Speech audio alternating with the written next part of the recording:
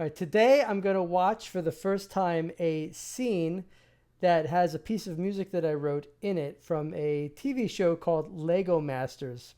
And my assistant sent me this video, so this will be a pretty fun experience. I know a little bit about the placement. This particular placement is 20 seconds long. It's for a song of mine that was released on an ukulele record that I did back in 2012. So let's dive in and let's go watch how they use this song, and then we'll come back and we'll dissect it. So here we go.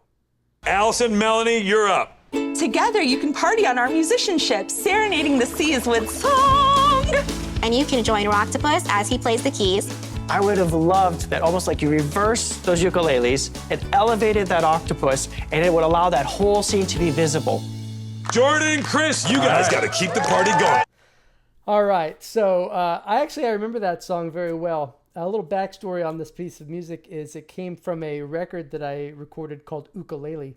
I recorded this over the span of a little over 2 weeks back in 2012, and it all came about because I acquired a vintage ukulele that I actually have right here. It's a pre-1929 Martin ukulele that I got, and I didn't know how to play it. So what I did is I decided I was going to teach myself how to play the ukulele, and in the process I was going to record a song a day over the course of 2 weeks. I put about 2 hours into each of these tracks and knocked out a 15-song record in a little over 2 weeks by the time you factor in mixing and whatnot.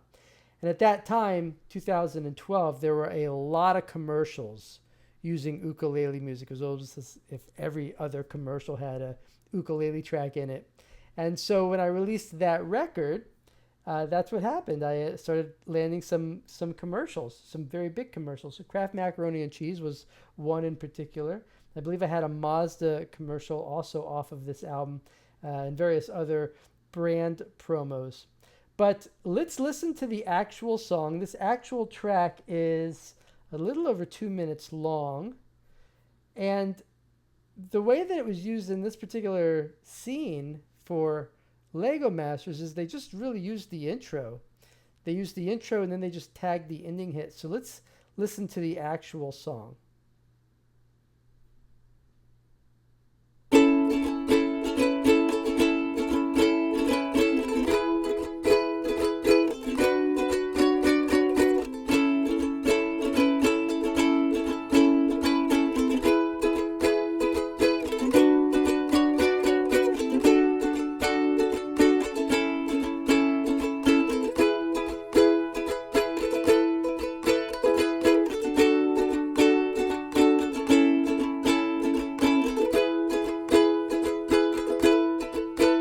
Okay, now I actually haven't listened to the song in a solid decade, but if my memory serves me correctly, that's the A and the B section, pretty much a little intro, and then what's going to happen is we're going to repeat those, but now this time with drums and bass. So let's see how they kick in.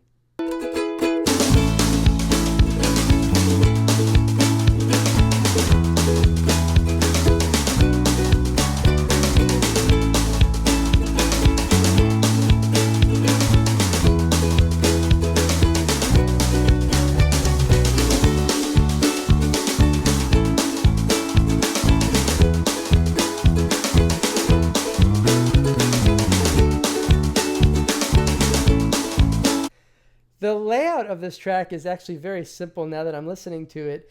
It's just stereo ukulele. So I recorded one, panned it hard left, recorded another, just doubled it, panned it hard right, played bass, and then it's just programmed drums.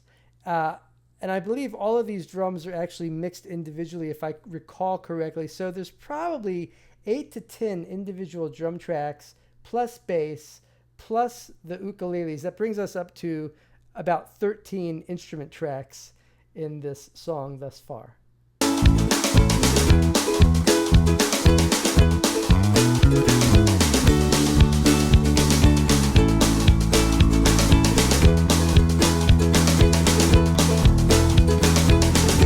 Okay, so you get the idea. There's really not a whole lot going on here. I believe there's a C section later on. I think we just got to that.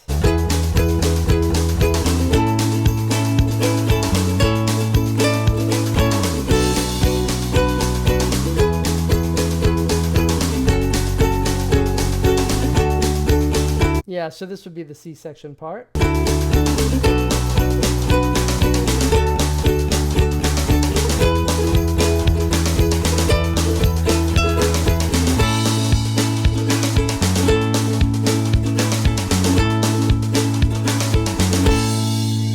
All right, so that would have been the additional, maybe the 14th track. That was a little melody part that was being played on the ukulele at the end.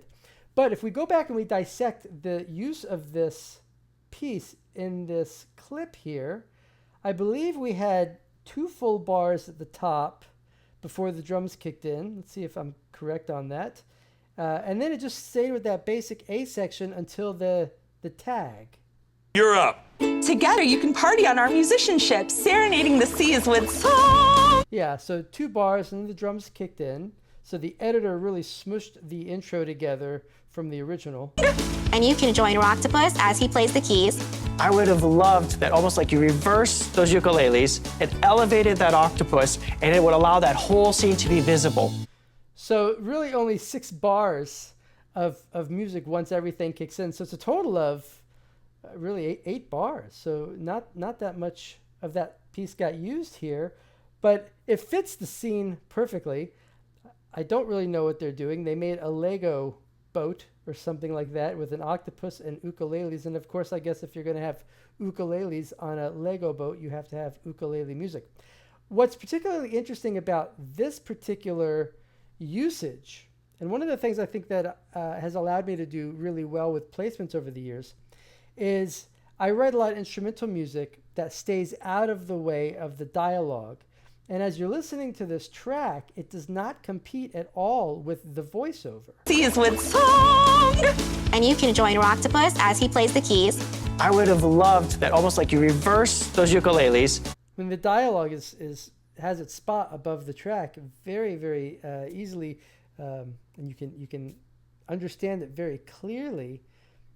The track fits nicely. You know, one of the things about writing instrumental music that lands on TV is that if we're doing our job correctly, you don't notice. And this is one of those tracks that if you were watching this, you really wouldn't notice because you're focused on the layout of the little boat that they made with the octopus and the ukulele, or I guess both ukuleles. You know, it's sitting in the background where it's just kind of putting you in the mood of what's happening. And obviously this has probably got some kind of Hawaiian island-ish kind of vibe. I've never seen this show, so I've never even seen this episode. But the use is great. Together you can party on our musicianship, serenading The musicianship, that's awesome. the seas with song. And you can join Rocktopus as he plays the keys. I would have loved. The other thing about this is that it's not complex, right? It's one chord, and then it goes to another chord, and then back to the main chord and another chord. So easy that it stays out of the way. Your ear is not taken in some crazy, musical direction. It's very, very, very simple. That, almost like you reverse. And what you'll find is when you listen to TV or the music that underscores TV, if it's done correctly, you don't pay attention to it. They're not doing weird out of key chords or strange augmented and diminished chords and stuff like that. They're keeping it very simple because the whole goal here is to keep the flow and the momentum of the scene happening. And if the music grabs your ear in some way, then what that does is that takes you out of the flow of the scene. And this track, while it's a very simple track, it does this very well. Now, like I said, this track came from a record that I created as I was learning how to play the ukulele. So I really had 2 options when I was learning how to play the instrument. I could either sit in my room and strum away and learn how to play it, or I could actually take that same amount of time and create intellectual property from it. And that's one of the things that is great about licensing is you can write music or intellectual property, you can get it out into the world, and here we are 12 years later, and it's still landing placements. Now, like I said, I created that record initially with commercials in mind, and it had a great life with commercials. It paid for itself many times over with some really big commercial placements. But this just goes to show the fact that a song or a piece of music can get new life year after year after year if done correctly and produced well, in the sync world. Now, in the traditional music industry, if you released an album back in 2012, by the time 2024 rolls around, it's old news. No one wants anything to do with it. Licensing is not that. So that's what's really exciting about this, is that these songs continue to have a life and generate income. Those ukuleles, it elevated that octopus, and it would allow that whole scene to be visible. Jordan, Chris, you guys got to keep the party. So that's another reason why it's so important to write music without fades. One thing that you'll hear in the sync world is don't write fades, right? Because when music is used underneath scenes, the editor wants that freedom to be able to cut that music as needed. And having that hit at the end, that, you know, little diamond, so to speak, in music terms, that allows for that pause as they transition into the next scene, which I guess is going to be them showing off another Lego toy that they made. So anyway, that's pretty interesting. It's fun to see how this stuff gets used.